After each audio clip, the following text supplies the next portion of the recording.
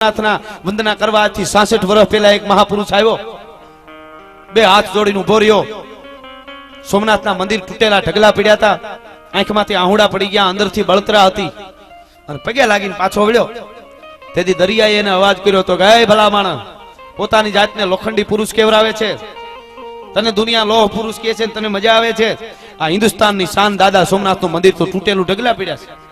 અને વળ્યો પાછો ભાઈ, દરિયાના ખારા પાણીમાંથી અંજળી ભરી, અને માણસે તેથી પ્રતિજ્ઞા કરી કે હે વિધર્મીઓ, હે વિદેશથી આવેલાઓ, તમે અમારા હિન્દુ ધર્મને તોડવાની ગમે એટલી કોશિશ કરો, પણ એક દિવસ આ દાદા સોમનાથના મંદિરને પૂર્ણ રીતે ઊભું કરી અને માથે જો ધજા નો ફરકાવતો હું સરદાર વલ્લભ પટેલ નહીં. આ મારી પ્રતિજ્ઞા છે. ભલા માણસ સાહેબ, એને કરી બતાવ્યું એટલે એને અમે કાયમ યાદ કરીએ છીએ.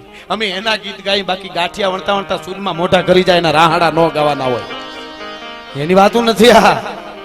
પણ જેને કાંઈ કર્યું છે, અદબ તાકાતના જાતવંતા અશ્વજ્યા કરવતે જમીની પીઠ કાપે, એવા આજ પણ ઉભા છે અડીખમ પાળિયા, રાહ જો યુદ્ધની ગામ ચાપે.